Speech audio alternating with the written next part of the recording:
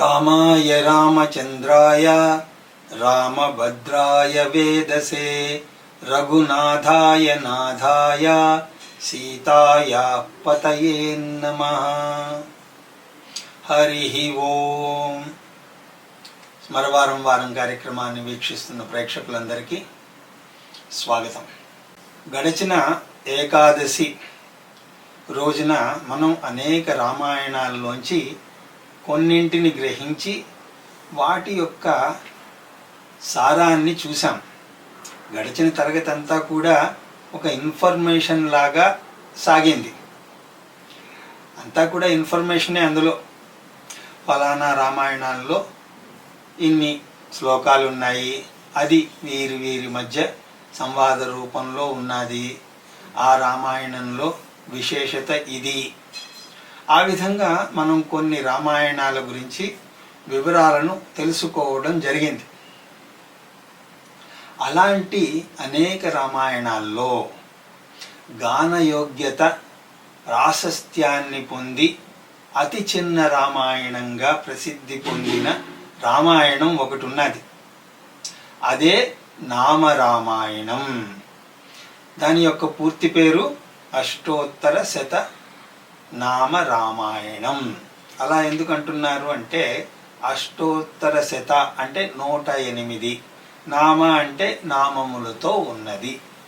దీని యొక్క స్వరూపం ఏమిటి అంటే, రామచంద్రస్వామి వారి యొక్క చరిత్ర అంతా కూడా 108 నామాలతో గానం చేస్తూ మనం ఉండవచ్చు. దీన్ని చూసినట్లయితే అందులో బాలకాండ మొదలు ఉత్తరకాండ పర్యంతం ముఖ్యమైన ఘట్టాలన్నింటినీ కూడా ఇందులో గానం చేయడం జరుగుతుంది. ఇప్పుడు మీరు గుర్తుపెట్టుకోవాల్సింది ఏమిటి అంటే, మన ప్రసంగాల పరంపర ఈ నామరామాయణం ఆధారం చేసుకుని కొనసాగుతుంది. ప్రతి ఏకాదశి నాడు ఈ నామరామ పారాయణం చెయ్యవలసిందిగా నేను మిమ్మల్ని కోరాను. ఆ విధంగా మీరు పారాయణం లేకపోతే శ్రవణమో చేస్తున్నారు కాబట్టి దాని యొక్క అర్థాన్ని కూడా మనం తెలుసుకుంటే బాగుంటుంది అన్న విధంగా ఈ నామరామాయణ సత్సంగ ప్రారంభించడం జరిగింది. ఈ ప్రసంగాలన్నీ కూడా ఈ నామరామాయణాన్ని ఆధారంగా చేసుకుని ఉంటాయి అన్నది మీరు గ్రహించాలి.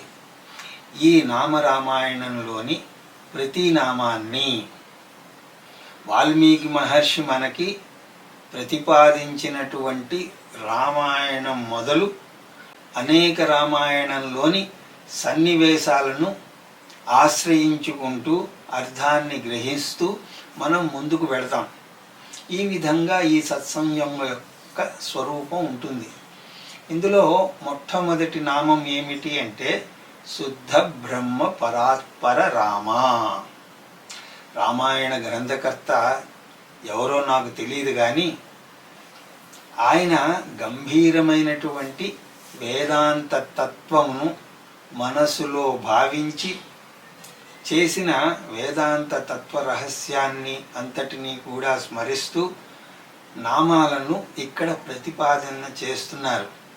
అంటే ఇక్కడ చెప్పబడి మొదటి 2 నామాలని గనక మీరు పరిశీలించినట్లయితే శుద్ధ బ్రహ్మ పరాత్పర రామ, కాలాత్మక పరమేశ్వర రామ్ అన్నవి చూసినప్పుడు ఇక్కడ వేదాంతం స్పష్టంగా మనకి గోచరిస్తుంది. ఇక్కడ ఈ గ్రంథకర్త వేదాంత బోధ ద్వారా ప్రేరేపితుడై ఆ వేదాంత భావములను ఇక్కడ ప్రకటిస్తున్నట్టు మనకు కనిపిస్తుంది. ఇక్కడ మనం గమనించాల్సింది వారి ఉద్దేశం ఏమై ఉంటుంది. ఎందుకంటే రాముని యొక్క చరిత్ర చెప్తాను అని ఈ వేదాంతాన్ని ఇక్కడ తీసుకురావలసినటువంటి పని ఏమిటి అన్న ఆలోచన మనకి వస్తుంది. వేదాంత వేద్యాయ మేఘశ్యామలమూర్తయే పుంసాం మోహన రూపాయ పుణ్యశ్లోకాయ మంగళం అన్నట్లుగా రామచంద్రమూర్తి వేదాంత వేద్యుడే తప్ప మామూలు వ్యక్తి కాదు అని ఇక్కడ నామరామాయణ కర్త మనకి నిర్ధారణ చేస్తున్నారు. రామచంద్రుడు అనగానే ఫలానా దేశానికి రాజు, లేకపోతే దశరథ మహారాజు కొడుకు అనేటువంటి ఆలోచన మనకి సహజంగా వస్తుంది. రామచంద్రుడు ఎవరు అన్న ప్రశ్న పడినప్పుడు మన దగ్గర నుంచి వచ్చే సమాధానం ఏమిటి? రామచంద్రుడు దశరథ మహారాజు కొడుకు, సీతాదేవి యొక్క భర్త. ఇలాంటి ఎన్నో భావాలు మనకు వస్తాయి. కానీ రామచంద్రుడు వేదాంత వేద్యుడైనటువంటి పరమాత్ముడు అన్న భావం మనకి రాదు, సహజంగా కలగదు. ఆ తర్వాత ఏదో అంటూ ఉంటాం రాముడు దేవుడు అని. అంటే ఎలాగైతే మన విషయంలో మన వ్యక్తిగత పరిచయం ఒకటి మనకి ఎలాగ ఉంటుందో, రామచంద్రమూర్తి విషయంలో కూడా ఇంచుమించుగా మనం చెప్పేటువంటి పరిచయం ఆ విధంగానే ఉంటుంది. అవునా కాదా? ఆ విధంగా భావించకండి అని చెప్పి ఇక్కడ నామరామాయణ కర్త మనకి తెలియజేస్తున్నారు. రామచంద్ర స్వామిని మీరు ఎప్పుడు దర్శించినా సరే రామచంద్రస్వామి వేద్యుడైనటువంటి పరమాత్మగానే దర్శించాలి తప్ప అంతకు అన్యంగా ఏదో ఒక వ్యక్తి మాత్రంగా ఆయన్ను దర్శించరాదు. రామచంద్రస్వామి మీలాగా నాలాగా కరచరణాది అవయవములతో ధనుర్బాణాలతో మనకు దర్శనం ఇచ్చినా సరే ఆ రూపాన్ని అది మనసులో నిలుపుకునేందుకే స్వీకరించాలి తప్ప ఆ రూపమే అంతా అని అనుకోకూడదు. రామచంద్ర స్వామి మనలను అనుగ్రహించేందుకు గాను కరచరణాదులతో ఆ విధమైనటువంటి రూపంతో కనిపిస్తున్నారు తప్ప అతని స్వరూపం అది కాదు. అది మిమ్మల్ని నన్ను అనుగ్రహించడానికి ఆ విధంగా దర్శనమిస్తున్నారు, కానీ అంత మాత్రమే అతని స్వరూపం కాదు. సరే, అలాగే మనం ఇష్టదైవాన్ని కూడా దర్శించినప్పుడు ఆ ఇష్టదేవత ఏదో ఒక వ్యక్తిగానో మూర్తిగానో రూపంగానో దర్శించకూడదు. అది కేవలం ఆధారం. దాన్ని ఆధారంగా చేసుకుని పరతత్వం వైపుకి మనం ప్రయాణించాలి. కానీ మన ఇష్టదైవాన్ని ఏదో ఒక మూర్తికో రూపానికో పరిమితం చేస్తే అప్పుడు ఉన్నతమైన దిశగా మనం ప్రయాణం చేయలేం. అది అసలైనటువంటి తత్వదర్శనానికి కానీ ఆధ్యాత్మిక పురోగవృద్ధికి కానీ అది తోడ్పడదు. కాబట్టి ఎప్పుడూ మనం రామచంద్ర స్వామిని భావన చేసినా సరే అతన్ని శుద్ధ బ్రహ్మముగానే భావన చెయ్యాలి. ఇది సిద్ధాంతం. అలా ఎందుకు చెయ్యాలి?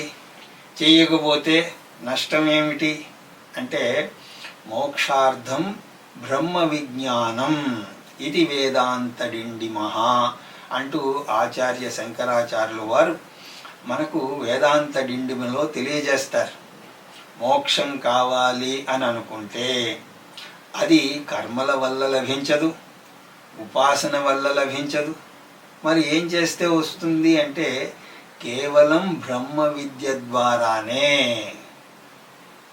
కర్మాణి చిత్తశుద్ధ్యర్థం ఐకాగ్యర్థం ఉపాసనం మోక్షార్థం బ్రహ్మ విజ్ఞానం ఇది వేదాంత డిండిమః. చిత్తశుద్ధి కొరకు కర్మాచరణ, మనోనిశ్చలం కోసం ఉపాసన, పరమ పురుషార్థమైనటువంటి మోక్షం కొరకు బ్రహ్మ విజ్ఞానం మాత్రమే సహాయపడతాయి. ఆచార్య భగవత్పాదులు మనకు ఆ విధంగా అనుగ్రహించారు. ఆ ప్రమోదం ఆచార్యుల వారు మనకి చేశారు అంటే అది సకల శాస్త్రముల యొక్క సిద్ధాంతం.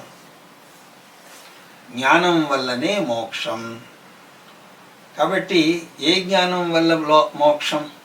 లోకజ్ఞానం వల్ల కాదు, వస్తు సంబంధితమైనటువంటి జ్ఞానం వల్ల కాదు, నామరూపములైనటువంటి జ్ఞానం వల్ల కాదు, బ్రహ్మజ్ఞానం. బ్రహ్మజ్ఞానం కావాలి. కాబట్టి రామచంద్ర స్వామిని నేను ఒక దేశమునకు, ఒక కాలమునకు, ఒక రూపమునకు, ఒక దేహానికి, కొన్ని సంబంధ బాంధవ్యాలకు పరిమితమైనటువంటి వాడిగా మాత్రమే భావిస్తే బ్రహ్మ విజ్ఞానం వైపుకు నేను ఎప్పుడు ప్రయాణించాలి? కాబట్టి రామచంద్రస్వామి యొక్క నిజస్వరూపము,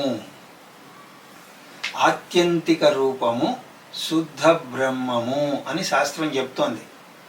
ఆ విధంగా మనం గ్రహించాలి. సరే, బ్రహ్మజ్ఞానము అని అంటున్నారు.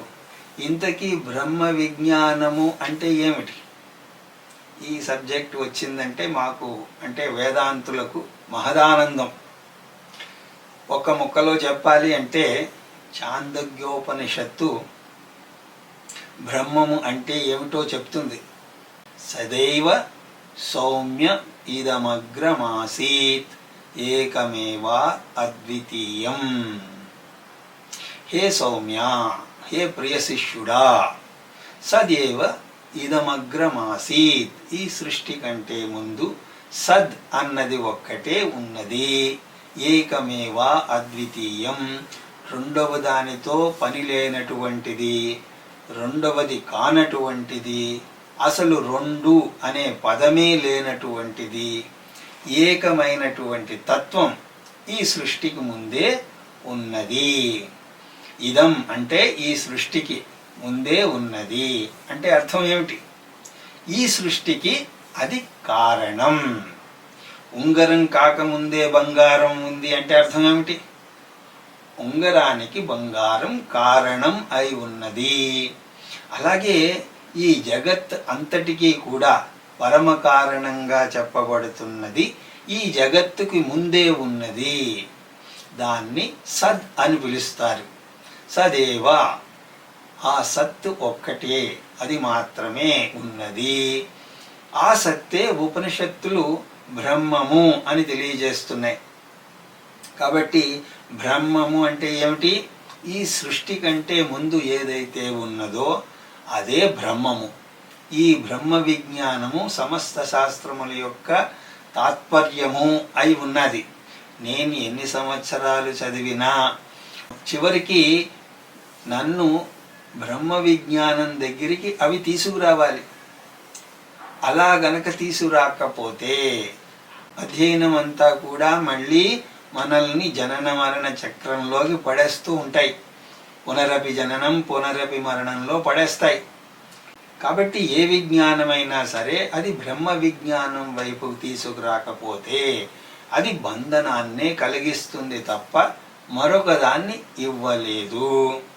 శాస్త్రముల యొక్క తాత్పర్యము మనలను బ్రహ్మ విజ్ఞానం వైపుకి తీసుకువెళ్ళడమే.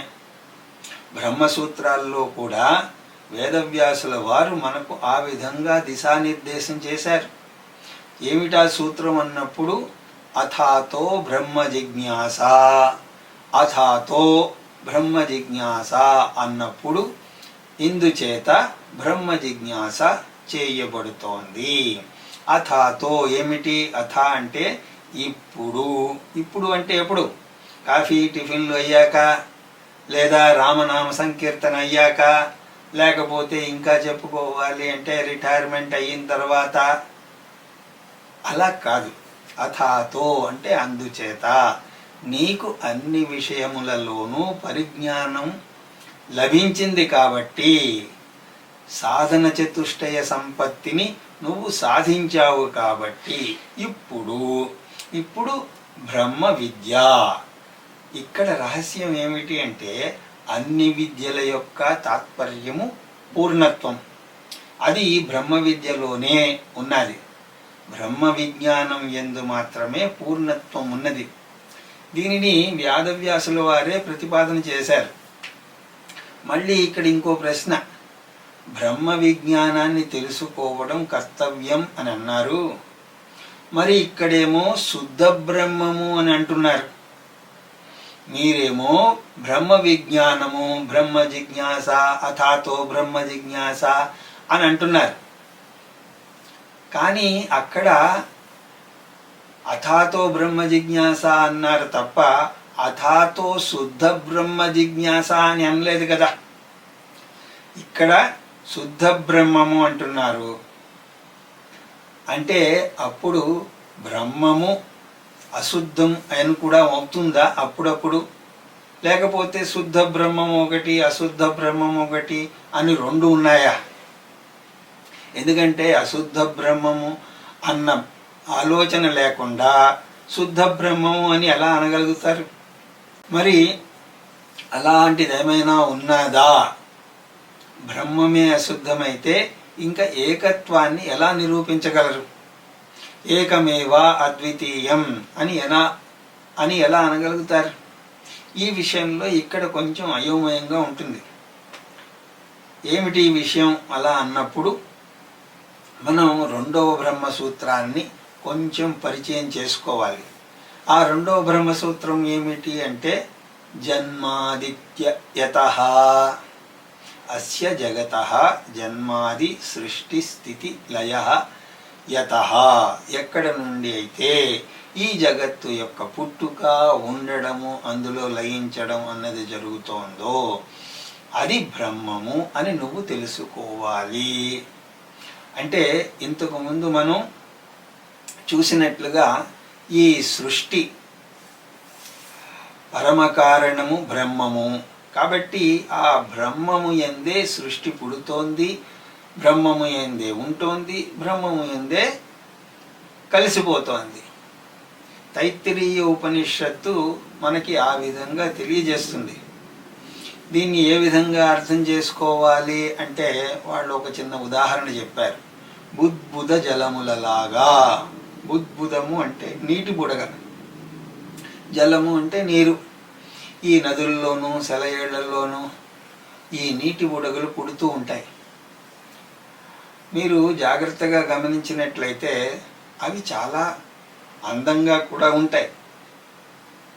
ఆ సూర్యరశ్మి వాటి మీద పడినప్పుడు ఆకాశంలో ఎప్పుడో వర్షం పడినప్పుడు కనిపించేటువంటి ఇంద్రధనస్సు మీకు వాటి మీద కనపడుతుంది.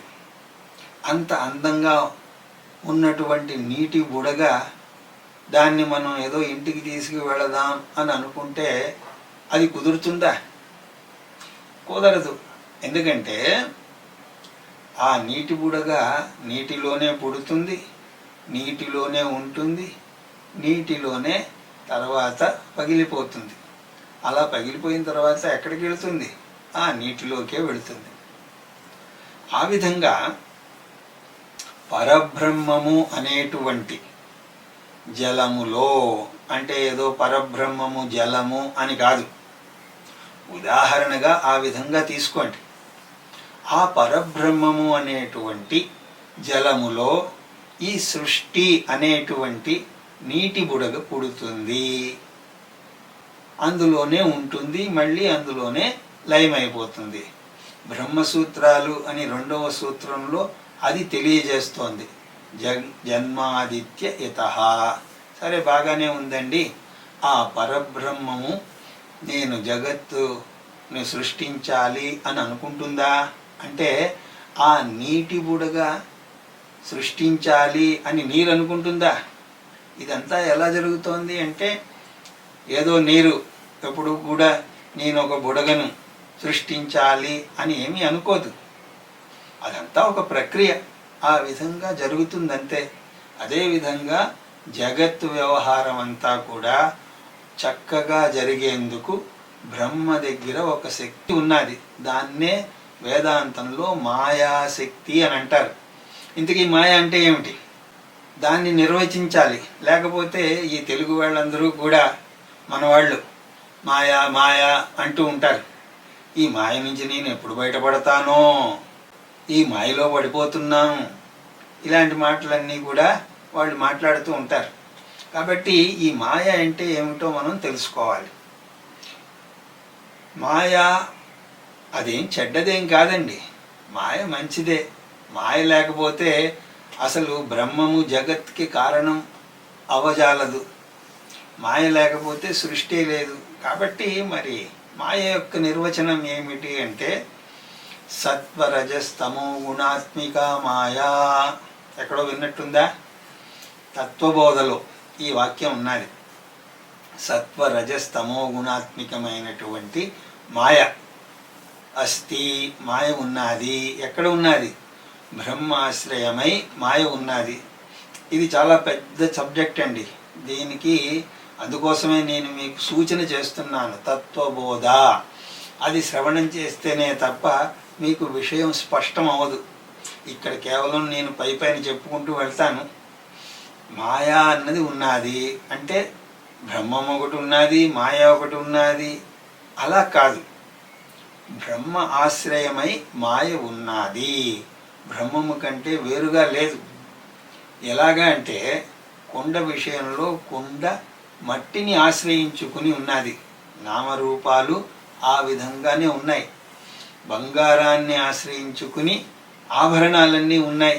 ఆ నామరూపాలన్నీ కూడా ఎలాగ ఉన్నాయి అంటే బంగారం ఉంగరంలోంచి బంగారాన్ని గనక తీసేస్తే అక్కడ ఉంగరం అన్న నామరూపాలు ఉండవు. అలాగే కుండలోంచి మట్టిని గనక తీసేస్తే కుండ ఉండదు. మట్టిని ఆశ్రయించుకుని అది ఉన్నది. వాటిని వేరుగా తీసి చూపించగలరా అంటే అది చూపించలేం. ఒకవైపు ఉన్నది, మరొక వైపు లేదు. మాయ కూడా అలాంటిదే. ఉన్నదా అంటే ఉంది. దాన్ని జగత్తు అనే కోణంలోంచి సమాధానం చెప్పాలి. మాయ ఉన్నదా అని అడిగితే బ్రహ్మాశ్రయమై ఉన్నది. అది సిద్ధాంతం. బ్రహ్మాశ్రయము అని అంటూనే అది బ్రహ్మ కంటే వేరుగా లేదు. బ్రహ్మ కంటే స్వతంత్రంగా వేరుగా ఉన్నటువంటి ఒక సత్తా కాదు. అది ఉన్నది అని చెప్పలేం, లేదు అని కూడా చెప్పలేం. సద్ అసదభ్యాం మాయా. ఇది మాయ యొక్క స్వరూపం. మాయాశక్తి వల్లనే ఈ పరబ్రహ్మము జగత్తుకి కారణం అవుతున్నది. ఈ సృష్టి స్థితి లయము అన్నది జరుగుతూ ఉన్నది. ఆ విధంగా ఈ సమస్త జగత్తు బ్రహ్మములో పుట్టి బ్రహ్మములో ఉంటూ బ్రహ్మములో లయం అవుతున్నది. సరే, ఇంతవరకు బాగానే ఉంది. ఈ మాయాశక్తి విలాసితంగా చెప్పబడుతున్నటువంటి వైచిత్ర్య చిత్రీకృతం ఎవరి నుంచి పుడుతున్నది? ఈ జగత్తు మాయ మీరు నేను సులభంగా భావించడానికి, తద్వారా బ్రహ్మత్వం యొక్క కారణాన్ని తెలియజేసేందుకు గాను ఉపనిషత్తులు దాన్ని కొంత కావ్యాత్మకత జోడించి ఉదాహరణలతో చెప్తారు. ఐతరేయ ఉపనిషత్తులో మొదటి మంత్రం ఏమంటుంది అంటే ఆత్మావా ఇదమేక ఏవగ్రా ఆసీన్ నన్యత్ కించన మిషత్ స ఈక్షత లోకాన్న సృజా ఇతి. ఇది ఐతరేయ ఉపనిషత్తులోని మంత్రం. అది అధ్యయనం చేసినప్పుడు దాన్ని వివరంగా చూద్దాం. ఇక్కడ ఏమంటున్నారంటే ఇదం అగ్రే, ఈ సృష్టికి అంటే ముందు ఏదైతే ఉందో అదే బ్రహ్మము. అన్యత్ కించన మిషత్, కనురెప్పవాల్చి చూసినా మరొకటి లేదు. అంటే ఇంకొక వస్తువు అన్నది లేదు. స ఈక్షత లోకాన్సు సృజా ఇతి. ఆ ఆత్మ నేను లోకాలను సృష్టించదనుగాక అని అనుకుంటోంది. అలా అన్నారు. ఇది కావ్యాత్మకంగా చెప్పడం, అంతేగాని ఆత్మకు ఏదో బోరు కొట్టి ఏదో ఒకటి చేద్దాం, మీలాగా నాలాగా ఇచ్చేద్దాం, అది చేద్దాం అని అనుకోవడం కాదు. అక్కడ అర్థం ఏమిటి అంటే ఈ లోకములు సృష్టించేందుకు గాను అవసరమైనటువంటి మాయాశక్తి విజృంభణ జరిగింది అని అర్థం చేసుకోవాలి. అంతేగాని మీలాగా నాలాగా ఆత్మ కూడా ఇవాళ నేను ఇది చేస్తాను, రేపు అది చేస్తాను అని అనుకుంటుంది అని అనుకోకండి. అలాగే మరొక ఉపనిషత్తులో అక్కడ ఏమంటారు అంటే, ఏకోహం బహుశ్యామం ప్రజాయేతి, నేను అనేకముగా అయ్యదనుగాక. ఇలాగా నిజంగా ఏమీ అనుకోదు, మీరు ఆ విధంగా ఆలోచించకండి. ఒకటి అయినటువంటి ఆత్మ అనేకముగా తెలియబడుతోంది. ఎలాగైతే మనం కూడా ఏదైనా ఒక కార్యాన్ని తలపెట్టినప్పుడు దాని గురించి ఆలోచించడం, దానికి చేస్తాం, దానికి ఒక శక్తిని సమకూర్చుకోవడం, అప్పుడు ఆ కార్యాన్ని మనం సాధిస్తూ ఉంటాం. ఉదాహరణకి నేను మాట్లాడాలి అంటే మాట్లాడడానికి ఒక శక్తి కావాలి. ఆ శక్తిని నేను ఎక్కడి నుంచి సంపాదించుకుంటున్నాను? ఆ శక్తి నాలోనే ఉన్నది. అలా అని చెప్పి నేను 24 గంటలు మాట్లాడుతూ ఉండను. ఒకవేళ మాట్లాడినా ఇంత సార్థకంగా మాట్లాడలేను కదా.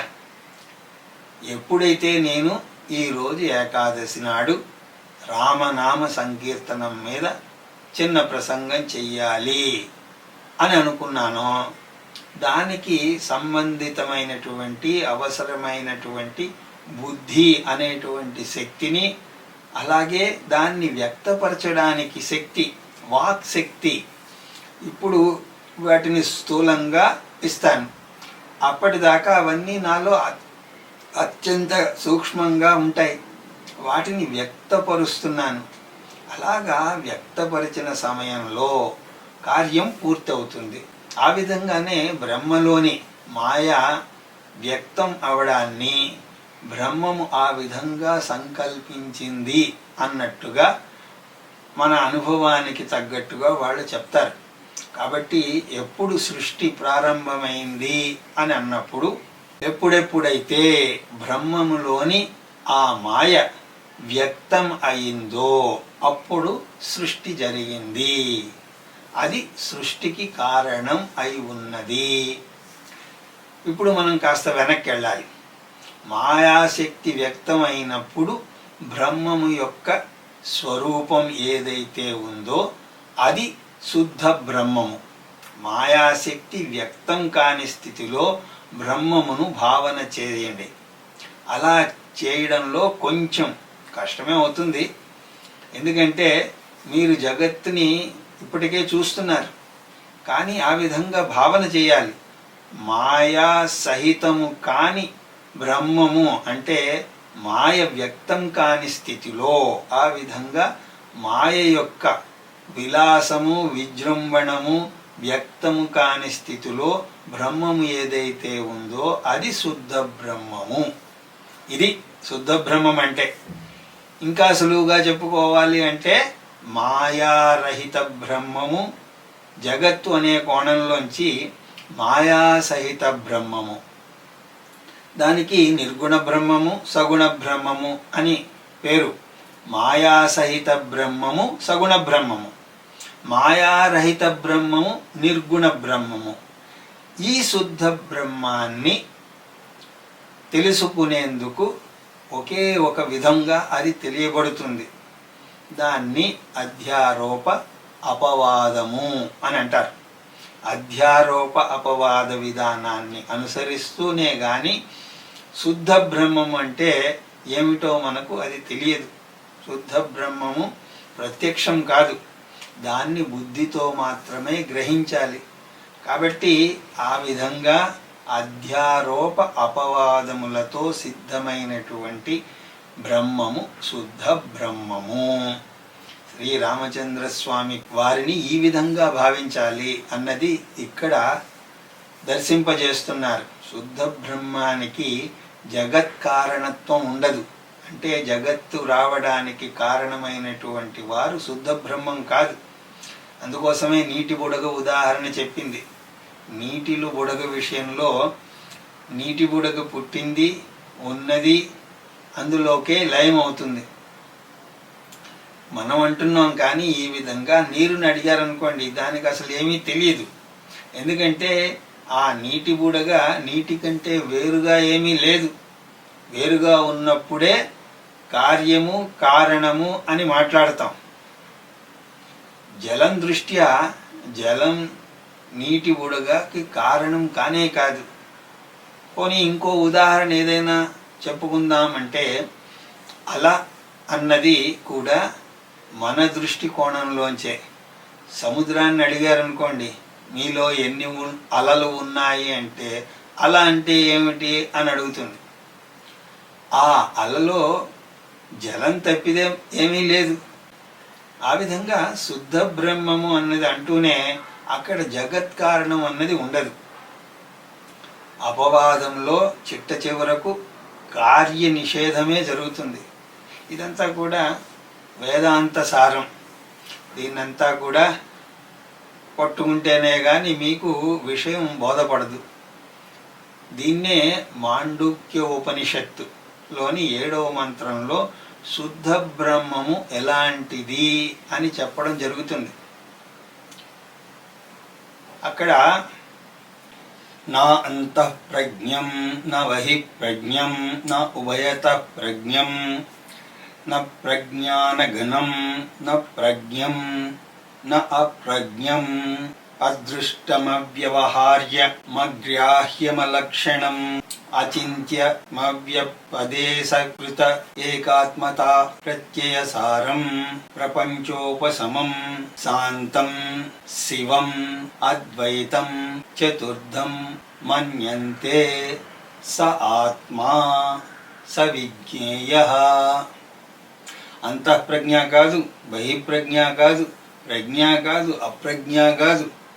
మరి ఏమిటి అంటే అదృష్టం, అది ఇంద్రియాలకు తెలిసేటువంటిది కాదు. తస్మాత్ దానితో వ్యవహారమే లేదు. అవ్యవహార్యం, వ్యవహారము లేదంటూనే ఇక దాంట్లో కారణత్వం అనేది ఉండదు. అలాంటిది శుద్ధ బ్రహ్మము. శుద్ధ బ్రహ్మం యొక్క స్వరూపం. మనం రామచంద్ర స్వామిని ఎప్పుడు దర్శించినా ఆ విధంగా భావించాలి. ఆయనకు ఏదో 2 కాళ్ళు, మనలాగే 2 చేతులు ఉన్నాయి, ఈ విధంగా భావన కాదు. అయితే వారు మన మీద దయతోటి ఆ విధంగా కనిపిస్తారు. ఎందుకంటే అప్పుడే మనం మనస్సుని ఆయనకు అంకితం చెయ్యగలం. కానీ స్వామిని ఏ విధంగా చూడాలి అంటే శుద్ధ బ్రహ్మముగానే. రామచంద్రుణ్ణి ఆ విధంగా చూడాలి. చర్మచక్షువుతో మోహన రూపాన్ని చూడవచ్చు. తర్వాత సౌందర్య పిపాసిగా చెప్పబడుతున్నటువంటి మనస్సుని ఈ రూపం అంకితం చెయ్యవచ్చు. కానీ భావచక్షువుతోటి, బుద్ధి అనే చక్షువుతోటి, జ్ఞానం అనేటువంటి చక్షువుతోటి శ్రీరామచంద్రమూర్తిని శుద్ధ బ్రహ్మము అని గ్రహించాలి.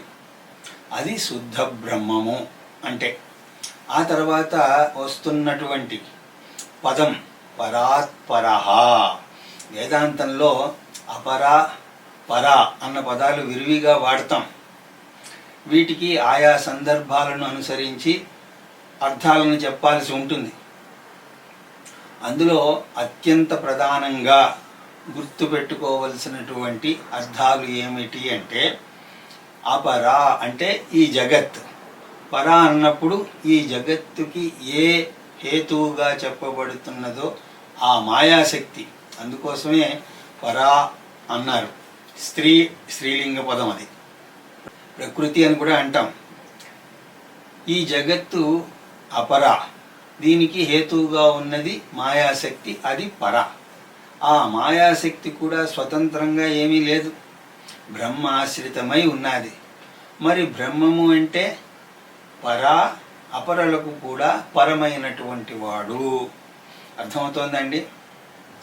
పరాపర అనాలి వాస్తవానికి, కానీ అలా అనాల్సిన పని లేదు అని అంటున్నారు. ఎందుకంటే ఇది పరను అపరను దాటి ఉన్నది కాబట్టి పరాత్పరః అంటే సరిపోతుంది. పరాత్పరః అన్నప్పుడు అపరాత్పర అపి. అపరము అంటే పరమైనది, పరమ దానికంటే కూడా పరమైనది అనడంలోనే ఈ రెండింటినీ దాటినటువంటిది అని అర్థం వస్తుంది.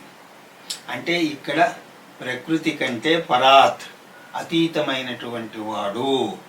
అక్కడ సత్వగుణం లేదు, రజోగుణం లేదు, తమో గుణం లేదు, సంబంధిత కార్యస్పర్శ కూడా లేదు. మన చర్మచక్షువులతోటి రామచంద్రమూర్తి చరిత్రను గనుక చూసినప్పుడు నీలాగా నాలాగా ఆయన ప్రవర్తించినట్టు అనిపిస్తుంది. కానీ అదంతా కూడా మీకు నాకు పాఠం నేర్పేందుకే తప్ప ఆయన యొక్క అసలైన స్వరూపం మాత్రం పరాత్పరః, పర అపరాలకు అతీతంగా ఉన్నటువంటి ఈ పైకి కనిపించేది ఏదైతే ఉందో అది రామచంద్రుడికి అంటదు. ఇది మనం గ్రహించాలి. ఎందుకంటే శుద్ధ బ్రహ్మము రామచంద్ర స్వామి. శుద్ధ బ్రహ్మము మాయ కంటే అతీతమైనది. అయితే ఈ విధంగా దార్శనిక దృష్టితో గనక దర్శిస్తూ కూర్చుంటే మామూలు వారికి మరి అది ఉపాయం లభించదు. ఎందుకంటే దార్శనిక బుద్ధి కొంత పరిణతి ఉన్నవారికే తప్ప అందరికీ అది సరిగా అనిపించదు. అలాంటి వారిని గనక మనం వదిలేస్తే వారు ఏ విధంగా రామచంద్ర స్వామిని దర్శించాలి? కాబట్టి మనం రెండు విధాలుగాను ప్రయత్నం చేయాలి. అర్థమైనంత వరకు దార్శనిక దృష్టితోటి చూడాలి. అది కుదరనప్పుడు పౌరాణిక దృష్టిని కూడా దర్శించే ప్రయత్నం చేయాలి. కాబట్టి ఈ రెండు రకాలుగా చూసేటువంటి దృష్టి ఒకటి ఉన్నది. ఒకటి సాధారణ దృష్టి, అంటే పౌరాణిక దృష్టి. అంతకంటే కూడా ఉత్కృష్టమైనది దార్శనిక దృష్టి. అయితే ఇక్కడ చిన్న సమస్య ఉన్నది, అది మీకు చెప్పాలి. మీరు గనక పౌరాణిక దృష్టినే అందులోనే లీనమైపోతే ఇక దార్శనిక దృష్టి లుప్తమైపోతుంది. ఆ తర్వాత దార్శనిక దృష్టి నుంచి ఏది చెప్పినా సరే మీకు హాస్యాస్పదంగా కనిపిస్తుంది. అంతా కూడా అర్ధవిహీనంగా ఉంది అన్నట్టు అనిపిస్తుంది. పౌరాణిక దృష్టితోటి వచ్చేటువంటి సమస్య అది. పురాణాలను కూడా దార్శనిక దృష్టితో చూసేటువంటి ప్రయత్నం చేయాలి. దార్శనిక దృష్టి కోల్పోతే పౌరాణిక దృష్టి మనల్ని గుడ్డివాళ్ళగా చేస్తుంది. ఆ విధంగా భాగవతాన్ని కూడా కేవలం పౌరాణికంగా ఆ దృష్టితోనే చూస్తే మొన్న నేను చెప్పినటువంటి ఆ భాగవతం కూడా వాళ్ళకి నచ్చకపోవచ్చు. ఈ పురాణాల గురించి కూడా కొంచెం పరిచయం చూద్దాం. పురాణాలన్నీ కూడా చాలా విశేషమైనటువంటి ప్రబోధాలు, దాంట్లో ఎటువంటి సందేహము లేదు. అసలు పురాణాలు ఏ విధంగా వచ్చాయి, ఏ విధంగా ప్రకటింపబడ్డాయి అంటే పూర్వం జనులు మనలాగా బిజీగా ఉండేవారు కాదు. మనలాగా ఎవరు కూడా కంభక్త్ కాదు. కంభక్త్ అంటే ఏమిటి? కమ్ వక్త్, తక్కువ సమయం ఉన్నవాళ్ళు. అప్పుడే కమ్ భక్త్ అంటాం కదా, అదే కమ్ వక్తే కమ్ భక్త్ అయింది. పూర్వ రోజుల్లో చాలా సమయం ఉండేది అని కాదు, అంటే వాళ్ళకి ఏదో రోజుకి 48 గంటలు ఉండేవి అలా కాదు. ఏ కల్పంలోకి వెళ్ళినా సరే రోజుకి 24 గంటలే ఉండేవి. కానీ అప్పటి వాళ్ళు సమయాన్ని సద్వినియోగపరుచుకునేవారు. తమ యొక్క సమయాన్ని సద్వినియోగం చేసుకోవడం కోసం వాళ్ళు ఏం చేసేవారంటే యజ్ఞయాగాదులను చేసేవారు. వాటిని సత్రములు అని అనేవారు. సత్రము అంటే ఈ బ్రాహ్మణ సత్రం, వైశ్య సత్రం, కమ్మ సత్రం, ఈ సత్రాలు కాదు. ఆ యజ్ఞయాగాదులను సత్రము అని అనేవారు. ఏదో అవి ఒక పూట 2 పూట్ల కాదు, ఏడాది పాటు, 2 ఏళ్ల పాటు, 5 ఏళ్ల పాటు, అలాగా ఏళ్ల తరబడి జరుగుతూ ఉండేవి. యజ్ఞయాగాదులు ఒక మహానుభావుడు సంకల్పం చేశాడు అంటే 21 సంవత్సరాలు నేను ఈ సత్రాన్ని నిర్వహిస్తాను అని సంకల్పం చేస్తే దానికి కావలసినటువంటి ద్రవ్యాలన్నీ కూడా సమకూర్చుకుని ఆ మహాత్ములందరూ కలిసి ఆ యజ్ఞాన్ని చేసుకుంటూ ఉండేవారు. ఆ యజ్ఞం మాత్రం 24 గంటలు అయితే చెయ్యరు కదా, దానికి కూడా కొంత సమయం ఉంటుంది. అందులో ఆ యజ్ఞం కొంత అయిన తర్వాత నేను ఆఫీస్కి వెళ్ళిపోతాను, నా పనులు చూసుకుని వస్తాను అని అనడానికి లేదు. కానీ ఈ మహాత్ముడేమో నేను 21 సంవత్సరాలు సత్రం చేస్తాను అని పూనుకున్నాడు. అలా 21 సంవత్సరాల పాటు దీక్షా కంకణంతో ఉండాలి. మరి మిగతా సమయాల్లో కాలక్షేపం ఎలాగా? కాలక్షేపం అన్నది చాలా పెద్ద సమస్య అండి. మీకు ఈ రోజుల్లో చుట్టూ టీవీ, రేడియో, మొబైల్ లాంటివి ఉన్నాయి కాబట్టి కాలక్షేపం విషయంలో పెద్ద సమస్య రావడం లేదు. కానీ వాళ్ళు సత్రాలు చేసినప్పుడు అన్ని సంవత్సరాలు తరబడి చేస్తూ ఉంటే అక్కడ టీవీ సీరియల్స్ లేవు. సీరియల్స్ ఉన్నాయి కాబట్టి డోకా లేదు, కానీ అవి కూడా లేని వాళ్ళకి నాలాంటి వాడు చెప్తూనే ఉన్నాడు. కాబట్టి మీకు కాలక్షేపం అవ్వడం లేదు అన్న ప్రసక్తి లేదు. కానీ అన్ని సంవత్సరాలు సత్రం నిర్వహిస్తున్న వారికి మరి ఎలాగా 24 గంటల్లో 6 గంటలు యజ్ఞాన్ని జరిగినా మిగతా సమయం ఎలాగా అంటే వేరే వ్యర్థమైన మాటలు మాట్లాడుకుంటే ఆ ధార్మిక అనుష్ఠానం పట్ల శ్రద్ధ తగ్గుతుంది. అప్పుడు పౌరాణికులు అక్కడికి వచ్చి పురాణాన్ని వినిపించేవారు. పురాణం అంటే ఏమిటి? పురాణంలో అంతకుముందు వారు దర్శించినటువంటి ప్రాంతాలు, దర్శించిన మహాత్ములు, వారి గురించి అత్యంత నైపుణ్యంతో దాంట్లో ధర్మార్థ కామాలను, మోక్షాలను జోడిస్తూ చెప్తే వీళ్ళందరూ కూడా కూర్చుని వినేవారు. ఆ విధంగా పురాణ కథనం అంతా కూడా చెప్పబడ్డాయి. అది కూడా శ్రవణమే, అక్కడ కూడా రాసిందేం లేదు, శృతిపరంగా వచ్చిందే. వాటిని వేదవ్యాసుల వారు ఒక దగ్గరికి తీసుకువచ్చారు. వారి పనే అది. ఏది ఎక్కడ ఉన్నా సరే దాన్ని సంగ్రహించి తన దగ్గర పెట్టుకుని తర్వాత మనకు అందిస్తారు.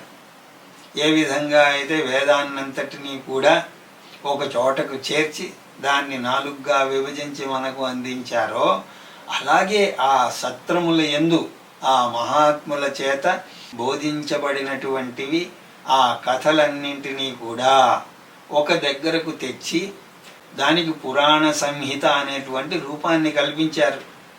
తర్వాత వాటిని తన శిష్యులకు బోధించేవారు.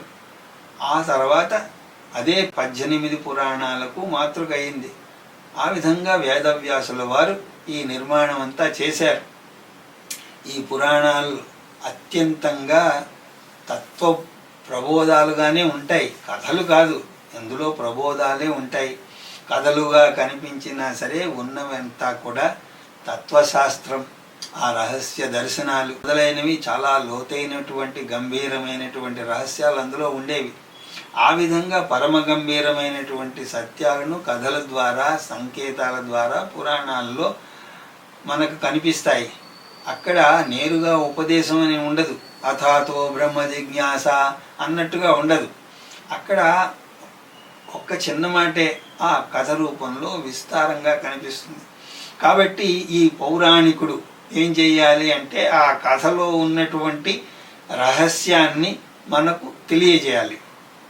ఈ దసరా పండుగ నాడు ఈ పాలపిట్టను చూస్తే శుభం కలుగుతుంది అన్నది ఈ తెలంగాణ ప్రాంతంలో చాలా ఎక్కువగా ప్రతీతి. అందుకోసం వాడు ఏం చేస్తాడు అంటే ఆ పాలపిట్టను చూపించేవాడు అడవుల్లోకి వెళ్ళి ఆ పాలపిట్టను తెస్తాడు. అది తీసుకొచ్చి మనందరికీ చూపిస్తాడు. ఆ విధంగా ఈ పౌరాణికుడు ఏం చేస్తాడు అంటే పురాణము అనేటువంటి అడవిలోకి వెళ్ళి అందులో తత్వదర్శనము అనేటువంటి పాలపిట్టను మనకి చూపిస్తారు. అంటే దక్షిణ ఇచ్చిన వాడికే చూపిస్తే బాగుంటుందా? అలా బాగుండదు కదా, అందరికీ చూపిస్తారు. ఆ విధంగా తత్వదర్శనాన్ని పౌరాణికుడు తెలియజేయాలి. ఎందుకంటే అప్పట్లో విద్య అంటే పురాణాల ద్వారానే నేర్పించేవారు. ఈ తత్వ విజ్ఞానం అంతా కూడా కథల రూపంలో ఆ పౌరాణికుడే గురువు రూపంలో అందరికీ తెలియజేసేవాడు. అప్పట్లో మరి ఈ సత్రం చేస్తున్నప్పుడు అక్కడ వాళ్ళందరూ కూడా ఆ పురాణాన్ని దేవాలయం దగ్గర కూర్చుని ఈ పౌరాణికులు చెప్తున్నదంతా వింటూ ఆ తత్వని గ్రహిస్తూ కాలక్షేపం చేసేవారు. అలాగా కాలక్షేపంతోనే వారికి తెలియకుండానే తత్వదర్శనం, దర్శన శాస్త్రంలో వారు ప్రవీణులయ్యేవారు. అందుకోసమే మీరు పెద్దవాళ్ళని, ముసలి వాళ్ళని కనుక చూసినట్లయితే వాళ్ళకి రాయడం రాదు, చదవడం రాదు. అయినా కూడా మహాభారతంలోని, భాగవతంలోని అనేక శ్లోకాల కంఠస్థం. వాటి యొక్క అర్థాన్ని, పరమార్థాన్ని కూడా వాళ్ళు వివరించి చెప్పేవారు. మరి వాళ్ళకి అది ఎలా వచ్చింది అంటే ఈ పురాణ శ్రవణం వల్ల. అప్పుడు చెప్పేవాళ్ళు కూడా ఆ విధంగానే చెప్పేవారు. బోధించేటప్పుడు ఆ తాత్వికతను బోధించేవారు. కాబట్టి పురాణం యొక్క స్వరూపం ఇది. దాన్ని ఎప్పుడూ కూడా తక్కువ చేసి మాట్లాడకూడదు, చూడకూడదు. మనం కూడా ఏదో పుక్కిడి పురాణం చెప్తున్నాడండి అన్నట్టుగా మాట్లాడతాం. అలా మాట్లాడటం తగదు. అలా మాట్లాడుతున్నామంటే పురాణాలను తక్కువ చేసి మాట్లాడుతున్నట్టే. ఆ విధంగా మాట్లాడకూడదు. పురాణం అంటే సరస్వతీదేవి. విద్య ఏ రూపంలో ఉన్నా సరే విద్య విద్యయే. కాబట్టి పురాణాల గురించి ఈ పరిచయం మనకి కావాలి.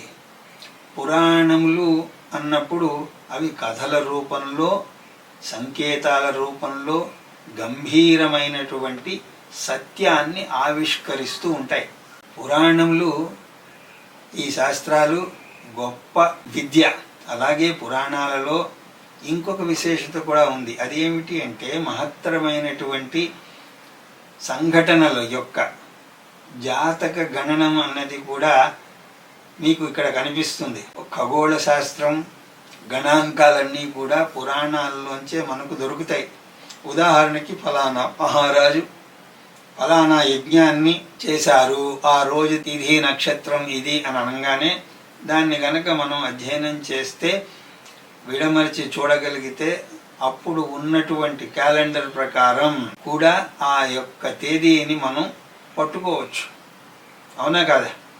కాబట్టి ఒక రకంగా ఖగోళ శాస్త్ర రహస్యాలను కూడా తెలుసుకునేందుకు గాను ఈ పురాణాలు ఉపయోగపడతాయి. అయితే ఇందాకలా పౌరాణికంగా ఏదో చెప్తాను అని అన్నారు కదా, అది ఏమిటి అంటే పరాత్పర రామ.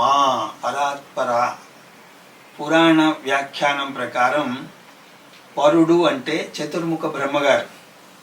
4 తలల బ్రహ్మగారికి పరా అని ఒక పేరు ఉన్నది. పరాత్పర అంటే ఈ పరుడి కంటే పరమైనటువంటి వాడు. అంటే చతుర్ముఖ బ్రహ్మగారు ఈ సృష్టిని చేస్తారు. ఆయన కంటే పరమైనటువంటి వాడు అంటే అతనికి కారణమైనటువంటి వాడు. సృష్టిని చేసేటువంటి బ్రహ్మగారిని సైతం సృష్టించేవాడు ఎవరైనా? శ్రీ మహావిష్ణువు. అదెలాగండి అంటే సృష్టికర్త అయినటువంటి బ్రహ్మగారు ఎక్కడి నుంచి జన్మించారు? మహావిష్ణువు యొక్క నాభీ కమలంలోంచి, ఆ విష్ణువు యొక్క నాభీలోంచి ఒక కమలం ఉద్భవిస్తే ఆ కమలంలోంచి ఈయన ఉద్భవించారు.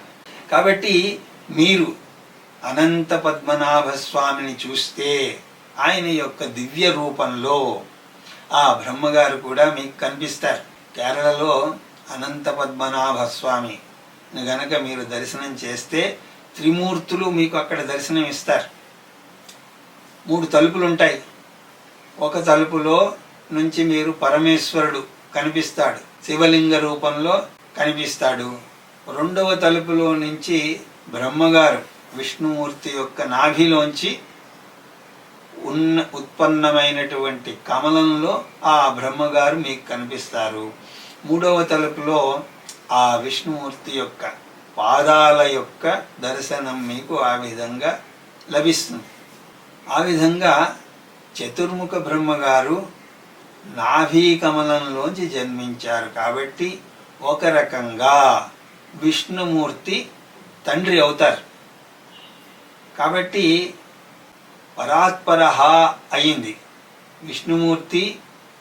ఆ విధంగా శ్రీరామచంద్రుడు అవతరించారు అని రామాయణం చెప్తోంది. విష్ణుమూర్తే అవతరించారు అని చెప్తోంది. ఆయన ఎవరో కాదు, చతుర్ముఖ బ్రహ్మగారికి కూడా ఆయన తండ్రి అయినటువంటి వైకుంఠవాసి అయిన శ్రీ మహావిష్ణువే. కాబట్టి ఈ శ్రీ మహావిష్ణువే శ్రీరామచంద్ర స్వామి. బ్రహ్మగారికి కూడా పరమైనటువంటి వాడు కాబట్టి పరాత్పరః. పౌరాణికులకు ఈ విధంగా చెప్పడం సులువుగా ఉంటుంది. అయితే ఇందులో కూడా దార్శనిక దర్శనం చేస్తే ఎలా ఉంటుందో ఒక్కసారి చూడండి. నారాయణుడు అంటే ఎవరు? మేము వేదాంతంలో పరమాత్మ తదేవ సౌమ్యం అని అంటున్నాం. ఆయనే నాభీ కమలం అంటే ఏమిటి? నాభి అంటే ఏమిటి? నభస్య ఏవ నాభి, ఆకాశం. నాభి అంటే ఆకాశం. ఆకాశంలో పుష్పం ఏమిటి? గగన కుసుమము అంటే అర్థం ఏమిటి? గగన కుసుమము అని ఎప్పుడంటారు? ఏమీ లేదు అని చెప్పడానికి వాడతారు. ఆకాశంలో పుష్పం ఏమిటి? వాడి మాటలన్నీ కూడా గగన కుసుమాలండి అని అంటారు. అంటే ఏమీ లేదు అని. ఆకాశంలో పూసేటువంటి పువ్వులు అదంతా కూడా మిథ్యా అని, ఏమీ లేవు అని చెప్పడం. గగనంలో కేవలం పుష్పము లేకపోతే బ్రహ్మగారు ఎక్కడి నుంచి వచ్చారు? కాబట్టి అది కూడా మిథ్యా. ఈ సృష్టికి మూలమైనటువంటి ఆ మాయాశక్తి రూపమైనటువంటి ఆ బ్రహ్మగారి రూపంలో ఆయన కనిపిస్తారు. ఆయనకు ఆధారం ఎవరు అంటే కమలం. ఆ కమలం నారాయణుడు అంటే బ్రహ్మము. అలా చూస్తే మళ్ళీ అక్కడికే వస్తాం. కాబట్టి మాయ బ్రహ్మాశ్రయమై ఉంటుంది. మరి మాయ నిజంగా ఉన్నదా అంటే ఆకాశ కుసుమం ఎలాంటిదో, గగన కుసుమం ఎలాంటిదో మాయ కూడా అలాంటిదే. ఉంది అంటే ఉంటుంది, మాటల్లో ఉన్నది, వాస్తవంలో లేదు. కాబట్టి పురాణాల ప్రకారం చెప్పినా సరే మన మనోఫలకం మీద ఏదో ఒక మూర్తిగా దాన్ని ఆవిష్కరించే ప్రయత్నంలో భాగమే అవుతుంది. పౌరాణిక దృష్టి అన్నా సరే ఏదో ఒక రోజు అది మనం దార్శనిక దృష్టి వైపుకు తీసుకువెళ్తుంది. సరే, బాగుందండి. శుద్ధ బ్రహ్మం అయినది, పరాత్పర అన్నది కూడా అయింది. ఇక మిగిలిన పదం ఏమిటి? రామ. ఈ రామ శబ్దానికి నిర్వచనం, అతనికి రాముడు అని ఎందుకు పేరు పెట్టారు? శ్రీరాముడికి వాళ్ళ తల్లిదండ్రులు రామ అని పేరు పెట్టారంటే అప్పటికీ రామ అన్న పదం ఉండాలి. దానికి అర్థం కూడా ఉండాలి. అర్థం లేకుండా పదాలు ఉండవు కదా. కాబట్టి అర్థం లేకపోతే దాన్ని కోలాహలము అంటారు. కాబట్టి రామ అన్న పదం ఉండాలి. దాని యొక్క అర్థం రాముడి విషయంలో సార్థకం అయి ఉండవచ్చు. కాబట్టి ఆ అర్థాన్ని మనం చూడాలి. ఈ అర్థాన్ని పెద్దలు అనేక శాస్త్రాల నుంచి చెప్పారు. మంత్రశాస్త్రం నుంచి చెప్పినప్పుడు అగ్ని బీజం అకారం, చంద్రబీజం అకారం, సూర్యబీజం, ఈ విధంగా ఏదో చెప్పారు. కానీ నేను వాటి జోటికి పోవడం లేదు. నేను బ్రహ్మవైవర్త పురాణంలోంచి తీసుకుని ఆ రామశబ్దానికి అర్థాన్ని చెప్తున్నాను. బ్రహ్మవైవర్త పురాణము ప్రధానంగా కృష్ణుడి గురించి చెప్తున్నా, అలాగే రాధాకృష్ణుల యొక్క తత్వం ఏమిటి, వారి ఐక్యం ఏమిటి, ఇటువంటి అంశాల గురించి అది చెప్తుంది. ఒక మంచి లోతైనటువంటి దర్శనము, భావము, ఉపదేశం గురించి అందులో చర్చిస్తారు. అందులో ముఖ్య విషయం అదే. అందులోనే రామశబ్దం గురించి కూడా చెప్పబడుతుంది. ఆ నిర్వచనాన్ని గనక మనం చూస్తే రాశబ్దో విశ్వవచనో మశ్చాపీశ్వరవాచకః విశ్వాధినేశ్వరో యో హి తేన రామ ప్రకీర్తితః. రకారం విశ్వవాచకము అంటే సకలం, అపరా అని దేన్నైతే అంటున్నారో అదంతా. మశ్చాపీశ్వరవాచకః, మకారము అన్నది ఈశ్వరవాచకం. అలాగే విశ్వాధినేశ్వరో యోహి, ఎవరైతే విశ్వమునకు ప్రభువై ఉన్నారో, తేన రామ ప్రకీర్తితః, రామశబ్దము చేత వారు కీర్తించబడుతున్నారు. రామ అన్నప్పుడు ఈ జగత్తునకు ప్రభువు అయినటువంటి వాడు పరమేశ్వరుడు, పరమకారణము అని మనం గ్రహించాలి. కాబట్టి ఇవాళ మనం దర్శించినటువంటి సమస్త ఉపదేశము యొక్క తాత్పర్యం ఏమిటి అంటే, నేను చర్మచక్షువులతోటి రామచంద్రమూర్తిని దర్శించినప్పుడు వారు కరచరణాదులతో దర్శనం ఇస్తారు. కానీ అంతటితో నేను ఆగకూడదు. వారిని ఈ జగత్తుకి ఈశ్వరుడిగా, పరబ్రహ్మముగా దర్శించే విధానంగా ప్రయత్నించాలి. ఇది తాత్పర్యం. శుద్ధ బ్రహ్మ పరాత్పర రామ. అలాగే ఆధ్యాత్మిక రామాయణంలో ప్రారంభంలోనే రాముడు గురించి బోధిస్తూ పార్వతీదేవికి పరమేశ్వరుడు ఈ విధంగా బోధిస్తారు. రామం విద్ధి పరబ్రహ్మం సచ్చిదానందమద్వయం సర్వోపాధి వినుర్ముక్తం సత్తామాత్ర మగోచరం. ఓ పార్వతీదేవి, రాముని కథ ఏదో కథ అని అనుకోకు. ఆ కథలో ఉన్న రాముడిని ఏ విధంగా దర్శించాలి? రామం విద్ధి, రాముణ్ణి తెలుసుకో. ఎలా తెలుసుకోవాలి అంటే పరబ్రహ్మం, పరబ్రహ్మముగా తెలుసుకో. సత్ చిత్ ఆనంద స్వరూపముగా తెలుసుకో. మద్వయం అని తెలుసుకో, రెండు కానటువంటి తత్వము అని తెలుసుకో. సర్వోపాధి వినుర్ముక్తం, తత్వానికి ఆ తత్వానికి ఏ ఉపాధి లేదు, కర్తృత్వము లేదు, భోక్తృత్వము లేదు, ఏ ఉపాధులు అక్కడ లేవు అని నువ్వు తెలుసుకో. అలాగే సత్తామాత్ర గోచరం, శుద్ధ సత్ అంటే సదైవ సౌమ్య. ఆ విధంగా ఉపనిషత్తుల వాక్యం ఆధారంగా చేసుకుని ఆయన్ని గ్రహించాలి. ఎలా చూడాలి అంటే అగోచరం, ఆయన కనిపించడు. కానీ నీకు కనిపించేటువంటి రూపం ఆయన కరుణ వల్ల అలా కనిపిస్తాడు. అసలు రూపం కనిపించదు. మరి అలా కనిపించనటువంటి రూపాన్ని నేను ఎలా చూడాలి అంటే సర్వ వేదాంత సిద్ధాంతోచరం మగోచరం. ఆ పరమాత్మను చూసేటువంటి ఒకటే ఉన్నది. ఏమిటి అది అంటే సర్వ వేదాంత సిద్ధాంత గోచరం అగోచరం. బ్రహ్మము వేదాంతము అనేటువంటి దానికి గోచరమవుతాడు. అంటే రామచంద్రమూర్తి వేద వేద్యుడు, సాక్షాత్ పరమేశ్వరుడు. ఆ ఆధ్యాత్మిక రామాయణంలో ఆ విధంగా బోధించారు. అలాగే శ్రీరామ రహస్యోపనిషత్ అని ఒక ఉపనిషత్తు ఉన్నది. మనకు లభ్యమవుతున్నటువంటి 216 ఉపనిషత్తుల్లో శ్రీరామ రహస్యోపనిషత్ అని ఒకటి ఉన్నది. అందులో ఒక ప్రసంగం ఉన్నది.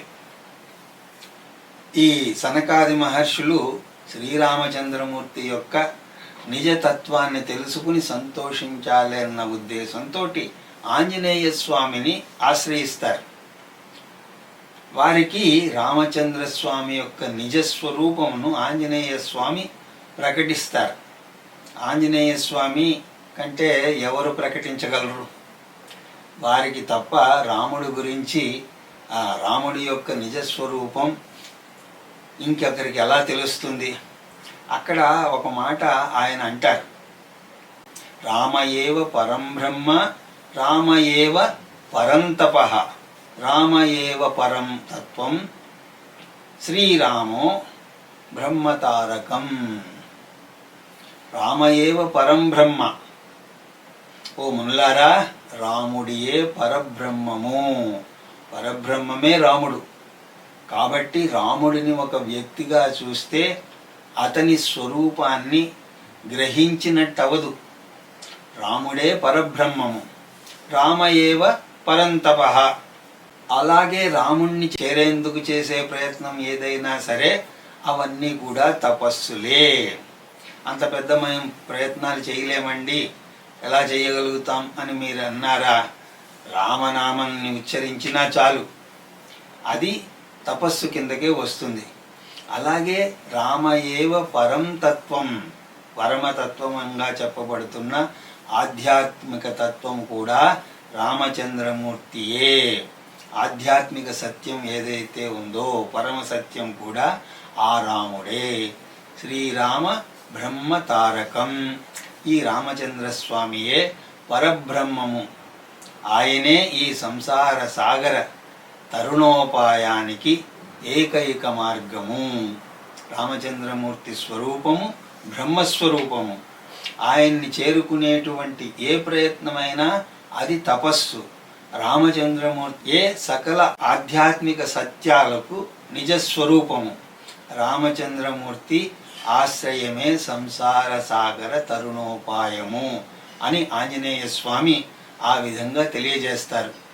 అది శుద్ధ బ్రహ్మ పరాత్పర రామ అన్నదానికి సంక్షిప్త వివరణ. హరి ఓం తత్సత్.